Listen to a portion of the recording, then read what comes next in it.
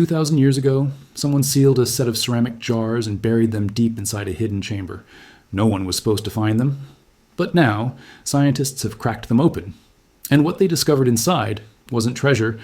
It was something that defied logic, terrified researchers, and raised a chilling question. Why were they sealed so carefully in the first place?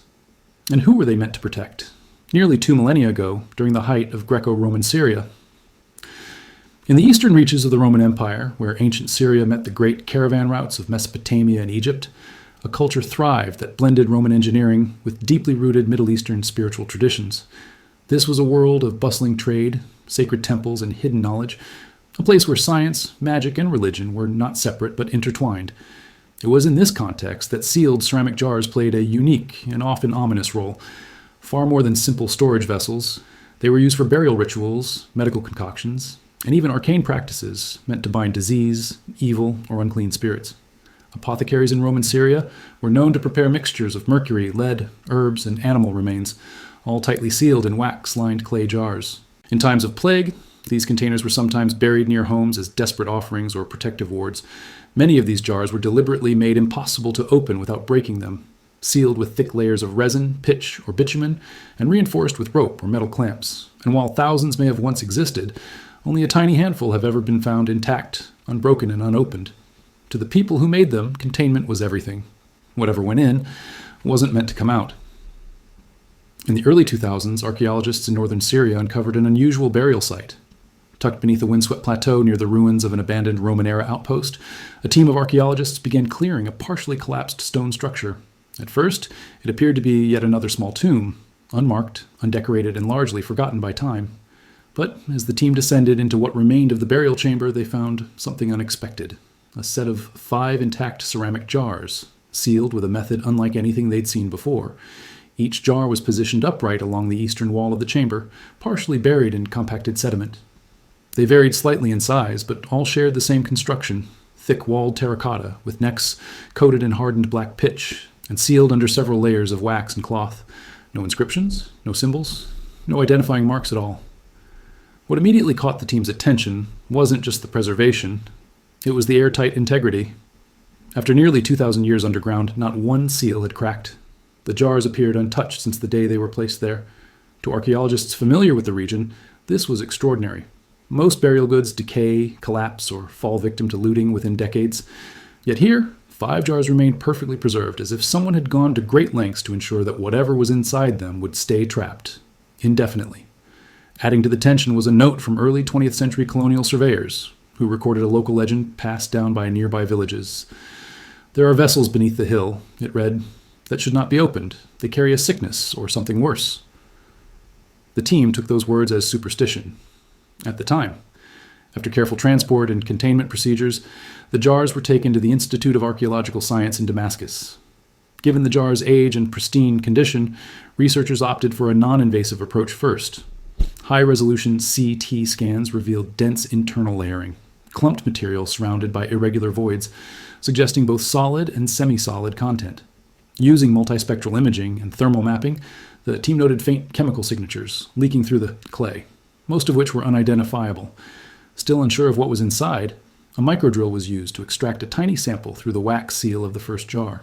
What emerged was thick, dark, and oddly oily, a black organic substance unlike anything catalogued in the region's burial history. Chemical tests failed to match it with known oils, resins, or decomposition products, and under a microscope, it reacted strangely, fibrous, not fungal, and biologically active in a way that triggered immediate containment procedures. The second jar was even more unsettling. Inside was what initially appeared to be dried plant matter, until DNA analysis suggested it was tissue.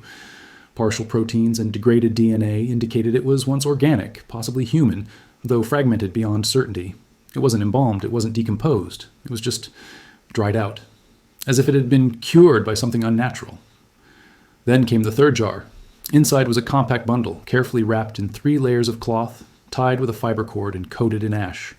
When researchers carefully unfolded the bundle, they found a mixture of powdered bone, scorched plant ash, and several metal shards, one of which had inscriptions too eroded to read. Radiological tests showed the metal still emitted trace radiation. Not dangerous, but unusual. At this point, the scientific team halted the analysis. A biohazard review was ordered. Protocols usually reserved for infectious materials were activated. For the first time in over a decade of work, the lead conservator requested that the remaining jars not be opened, at least not yet.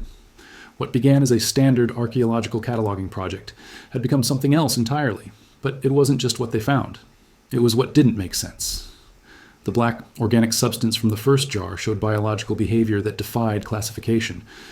Under lab conditions, it displayed properties of living tissue, but without cells. It resisted known antibiotics and antifungal agents. Some researchers noted parallels to prion-like activity, where proteins misfold and spread, despite lacking clear signs of life.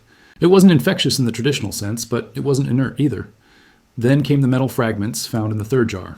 Their composition didn't match any known metallurgical practice of the period. Trace isotope analysis revealed anomalies consistent with exposure to high-energy radiation, though the levels were far too low to pose immediate danger. Still, their presence in a 2,000-year-old jar raised troubling questions.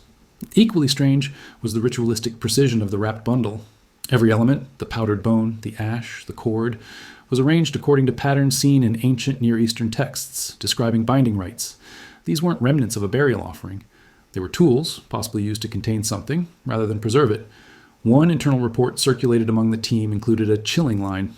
These vessels may not have been made for the dead, but to protect the living. Looking back at ancient texts, researchers began to uncover disturbing parallels. Among cuneiform tablets and Greco-Syrian manuscripts from the region, scattered references emerged to sealed vessels used not for preservation, but for imprisonment. Some were described as curse jars, containers meant to trap malevolent forces or the lingering spirits of the condemned. Others spoke of plague bottles, filled with infected cloth or bone, buried far from settlements as offerings to gods or to prevent contamination from spreading. In one fragment, translated from an early Aramaic dialect, a line read, "The breath of ruin is sealed in clay and bound in pitch. Break not the seal, lest it be loosed upon the land." This was not poetic metaphor. It was procedure. Cross-referencing with burial records, some researchers proposed a chilling theory. The jars may have contained the remains of those considered spiritually or biologically dangerous, victims of ritual execution, heretics, or even plague carriers. They weren't buried with reverence. They were sealed, silenced, and deliberately forgotten. Far from being simple containers, the jars may have served as a kind of ancient biocontainment technology, a final, desperate line of defense drawn by people who feared what they couldn't understand but were determined to keep hidden. But someone made these jars by hand with clear intent. A potter shaped the clay. A healer or priest measured the contents. Hands, ancient, steady, and likely trembling, sealed the lids layer by layer, knowing they might never be opened again. Who were these people? Perhaps temple caretakers entrusted with ancient rites, or villagers who watched sickness spread and turned to ritual in desperation. Maybe they weren't trying to harm or curse anyone, but to protect everyone else. Their fear wasn't of the dead, but of what might return. The care and construction, the absence of markings, the burial in isolation, it wasn't random. It was deliberate. They weren't preserving a body or storing medicine. They were locking something away. And as they sealed the last jar, wrapped it in cloth, and lowered it into the earth, did they believe they had saved their people? Did they wonder who might find it one day, and whether they would understand the warning? Today, scientists still debate whether these jars should have been disturbed at all. In the years since their discovery, the contents of the sealed jars have sparked more than just academic interest. They've raised ethical concerns. Some researchers now argue that the jars should never have been opened, calling for reburial in accordance with the possible intent of their creators. It's not just a question of archaeology. It's a question of respect for ancient beliefs, for sacred practices, and for the unknown risks we still don't fully understand. Were the warnings of the past merely superstition? Or have we, in our pursuit of knowledge, ignored caution signs left by those who knew something we didn't? Across the Mediterranean and Near East, similar sealed vessels remain buried, still untouched. Some lie beneath ruins, others in isolated tombs. For now, they remain silent. The question is, should they stay that way? These jars were never meant to be opened, but now that their contents have been revealed, they raise more questions than answers. What else lies buried, sealed away for reasons we may never fully understand? If you're drawn to the forgotten edges of history where science and ancient belief collide, consider subscribing for more untold stories from the ancient world. Until next time.